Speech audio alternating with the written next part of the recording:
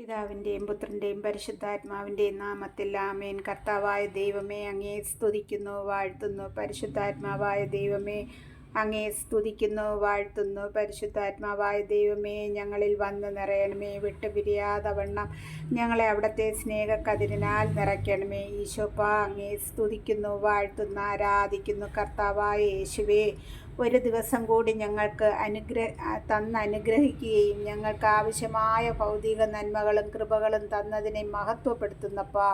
കർത്താവെ, ആത്മീയ കൃപകളാൽ വഴി നടത്തുന്നതിനായി സ്തോത്രം ചെയ്യുന്ന ഈശോപ്പ. പ്രഭാതം മുതൽ ഈ 3 മണി സമയം വരെ അവിടുത്തെ കൃപയാൽ പരിപാലിച്ചതിനായി നന്ദി പറയുന്നു. കർത്താവെ, അങ്ങ് ഈ ലോകത്തിനും ജീവൻ്റെ ഉറവിടവും കരുണയുടെ വറ്റാത്ത കടലും തുറന്നു തന്നിട്ടാണല്ലോ അങ്ങ് മരണം ഭരിച്ചത്. ജീവൻ്റെ ഉറവിടവും അനന്തകാരുണ്യത്തിൻ്റെ ഉറവിടവുമായ കർത്താവേ, ഈ ലോകത്തിലുള്ള എല്ലാ ജനതകളെയും പൊതിയണമേ. അവിടുത്തെ അനുഗ്രഹവും കൃപയും പൂർണ്ണമായി ഞങ്ങളിൽ ചൊരിയണമേ. കർത്താവേ, അങ്ങയുടെ ഹൃദയത്തിൽ നിന്നൊഴുകിയ തിരുരക്തമേ, തിരുജലമേ, അങ്ങയിൽ ഞാൻ ശരണപ്പെടുന്നു. ഇന്ന് പ്രാർത്ഥിച്ചു വചനമെടുത്തു. പ്രഭാഷകന്റെ പുസ്തകത്തിൽ നിന്നും 2-ാം അധ്യായം 1 മുതൽ 18 വരെയുള്ള തിരുവചനങ്ങൾ വായിച്ചു. 1-ാമത്തെ വാക്ക്: എൻ്റെ മകനെ, നീ കർത്തൃ ശുശ്രൂഷയ്ക്ക് ഒരുപെടുന്നെങ്കിൽ പ്രലോഭനങ്ങളെ നേരിടാൻ ഒരുങ്ങിയിരിക്കുക. അപ്പോൾ ഇതിൽ നമുക്ക് ഈശോയുടെ പക്കലേക്ക് വരുമ്പോൾ നമുക്ക് ശത്രുക്കൾ കൂടുതലായിട്ട് വരും. അപ്പോൾ ആ പ്രലോഭനങ്ങളെ നാം എപ്രകാരം എതിരിടണമെന്നുള്ളത് കർത്താവിൻ്റെ വചനം നമുക്ക് തരുന്നുണ്ട്. 2-ാമത്തെ വചനത്തിൽ: നിന്റെ ഹൃദയം അവക്രവും അചഞ്ചലവുമായിരിക്കട്ടെ, ആപത്തിൽ അടിപതറരുത്.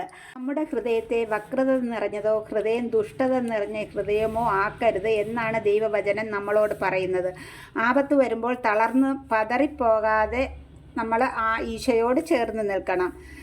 അതുപോലെ ചേർന്ന് നിൽക്കുന്നവരെ വചനം പറയുന്നത് നിന്റെ അവസാന ദിനങ്ങൾ ധന്യമായിരിക്കുമെന്നാണ്. 4-ാമത്തെ വാക്ക്: വരുന്ന ദുരിതങ്ങളെല്ലാം സ്വീകരിക്കുക, ഞെരുക്കുന്ന ദൗർഭാഗ്യങ്ങളിൽ ശാന്തത വെടിയരുത്. എന്തെന്നാൽ സ്വർണം അഗ്നിയിൽ ശുദ്ധി ചെയ്യപ്പെടുന്നു, സഹനത്തിൻ്റെ ചൂളയിൽ കർത്താവിന് സ്വീകാര്യമായ മനുഷ്യരും. നമ്മുടെ ഹൃദയത്തെ വക്രത നിറഞ്ഞതോ ദുഷ്ടത നിറഞ്ഞ ഹൃദയമോ ആക്കരുതെന്നാണ് ദൈവവചനം നമ്മളോട് പറയുന്നത്. ആപത്ത് വരുമ്പോൾ തളർന്ന് പതറിപ്പോകുന്നവരും ആകരുത്. ഈശോയോട് ചേർന്ന് നിൽക്കുന്നവരെ വചനം പറയുന്നത് നിന്റെ അവസാന നാളുകൾ ധന്യമായിരിക്കുമെന്നാണ്. പ്രിയ സഹോദരങ്ങളെ, നമ്മൾ മനുഷ്യരാണ്, സഹനങ്ങൾ വരും. അപ്പോൾ നമ്മൾ തളർന്നു പോകരുത്. ഒരു പടി കൂടി ദൈവത്തിങ്കലേക്ക് ചേരണം. പല പരീക്ഷണങ്ങൾ വരാൻ ശാന്തത വെടിയരുത്. സ്വർണത്തെ അഗ്നിയിൽ ശുദ്ധി ചെയ്യുന്നു. ദൈവത്തോട് ചേർന്ന് ജീവിക്കുന്നവർ സഹനം സഹിച്ച് ശാന്തത കൈവിടാതെ കഷ്ടങ്ങൾ സഹിച്ചും ദൈവത്തെ മുറുകെ പിടിക്കുമ്പോൾ കർത്താവിന് സ്വീകാര്യമുള്ള മക്കളായി മാറും.